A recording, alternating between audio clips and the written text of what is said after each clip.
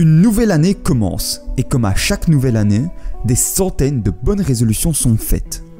Si votre bonne résolution est de faire descendre le chiffre affiché sur la balance, vous êtes au bon endroit. Car dans cette vidéo, je vais vous donner un guide simple et pratique pour perdre du poids. Perdre du poids peut paraître compliqué, cependant, c'est plutôt simple une fois qu'on a compris quelques principes de base. Dans un souci de clarté, je vais commencer par définir quelques notions fondamentales. La nourriture que vous mangez est composée de macronutriments. Il y en a 3 principaux qui sont les protéines, les glucides et les lipides. Il en existe un 4e qui se trouve dans l'alcool, l'éthanol. Chacun de ces macros contient un certain nombre de calories. 4 pour les protéines et les glucides, 9 pour les lipides et 7 pour l'éthanol. Pour ceux qui ne savent pas, la calorie est une unité de mesure d'énergie. Une calorie est égale à la quantité de chaleur nécessaire pour augmenter la température d'1 gramme d'eau d'1 degré Celsius. Tous les jours, votre corps dépense un certain nombre de calories. Bien sûr, vous dépensez des calories en prenant part à des activités physiques, mais même en restant couché toute la journée, vous allez brûler pas mal de calories. En effet, la majorité des calories sont dépensées par vos fonctions et organes vitaux, comme votre cerveau qui pense, votre cœur qui bat, vos poumons qui respirent ou vos intestins qui digèrent votre nourriture. D'ailleurs, en parlant de nourriture, c'est par le biais de ce que vous mangez et buvez que vous apportez des calories à votre corps. Vos apports et vos dépenses sont en équilibre et cet équilibre a un nom, c'est la balance énergétique. Voyons comment cette balance influe votre poids. Si vous dépensez autant de calories que vous en apportez à votre corps, vous êtes en situation d'équilibre et votre poids va se maintenir. Si vous dépensez moins de calories que ce que vous apportez à votre corps, vous êtes en situation de surplus calorique et vous allez gagner du poids.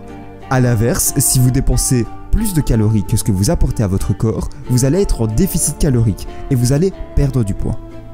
Et ceci a été prouvé par plus d'1 siècle d'études scientifiques. Je vous mettrai les liens de quelques études dans la description.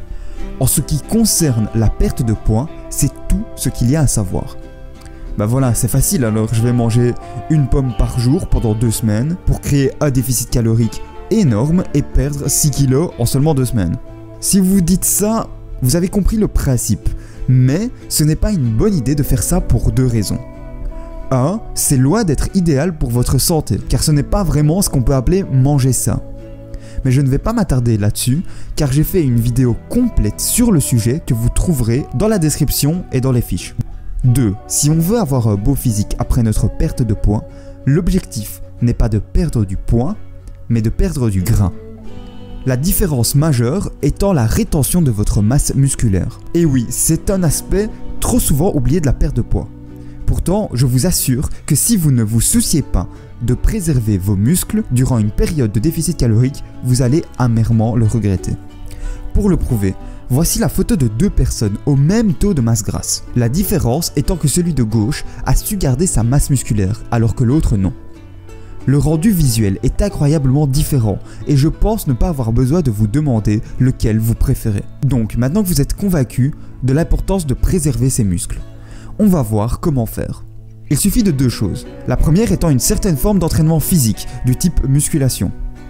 La deuxième étant un apport journalier suffisant en protéines. On reviendra en détail sur ces 2 points dans quelques minutes. Mais pour l'instant, revenons à notre balance énergétique. On a vu qu'augmenter ses dépenses était utile afin de perdre du gras.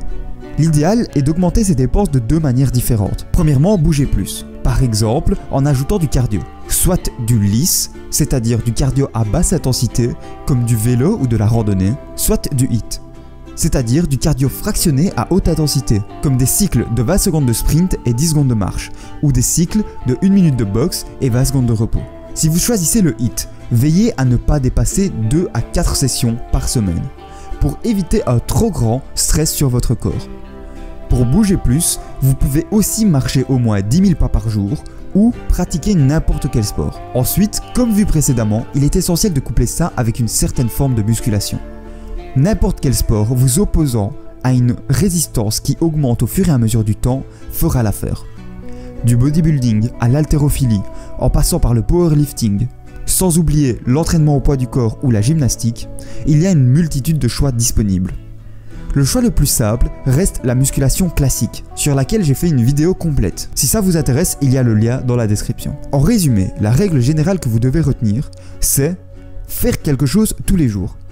Ça ne veut pas dire que vous devez aller à la salle tous les jours pour faire un entraînement exténuant. Si vous n'avez pas du tout de temps, une session HIIT de 15 minutes fera très bien l'affaire. Maintenant qu'on a réglé les dépenses, passons aux apports. On a vu qu'on va devoir baisser nos apports, mais on ne va pas le faire n'importe comment. On va créer un déficit calorique de 20 à 25%, pas plus, pas moins. Car un déficit plus faible ralentirait la perte de gras sans aucune raison valable et un déficit plus élevé entraînerait une série de problèmes comme la perte de votre masse musculaire, de grosses baisses d'énergie, être souvent de mauvaise humeur, une sensation de faim constante et d'autres encore. Maintenant, voyons comment ça marche concrètement. Prenons un exemple avec un adulte moyen de 80 kg. Ses besoins journaliers seraient de 2500 calories. Un déficit calorique de 20% est égal à 500 calories. Il suffit de soustraire les 500 calories aux besoins journaliers et on a le total calorique que cet adulte moyen doit manger tous les jours pour perdre du gras. Pour calculer vos besoins journaliers, utilisez un des nombreux calculateurs qu'on trouve sur internet. Je vous mettrai le meilleur selon moi dans la description. Afin de savoir si vous respectez bien votre total calorique, vous devrez compter vos calories.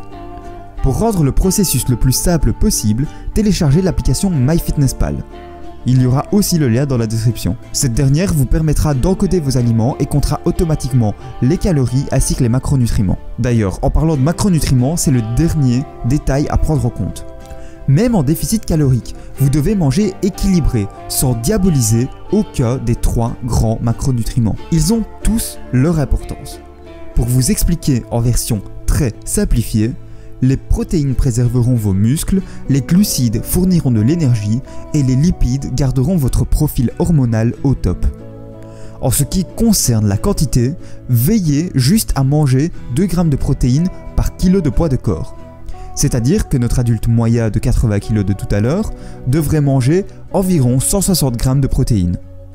Le reste de vos calories peuvent être réparties entre glucides et lipides.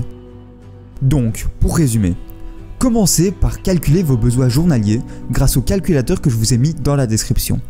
Ensuite, diminuez vos apports de 20 à 25%. Puis, veillez à bien rester actif tous les jours. Et enfin, faites une forme de musculation. Cette méthode vous permettra de perdre 0,5 à 1 kg de gras par semaine tout en préservant votre masse musculaire. C'est précisément cette technique que j'ai utilisée pour perdre 7 kg en 3 mois sans perdre de muscle ni de force. Maintenant, c'est à vous d'appliquer cette méthode. Cette vidéo est maintenant terminée. J'espère sincèrement qu'elle vous a plu et qu'elle a pu vous aider à démarrer votre perte de poids. Si c'est le cas, vous pouvez laisser un pouce bleu. Je sors une nouvelle vidéo tous les vendredis à 18 h, donc n'hésitez pas à vous abonner. Et sur ce, merci d'avoir regardé et salut à tous.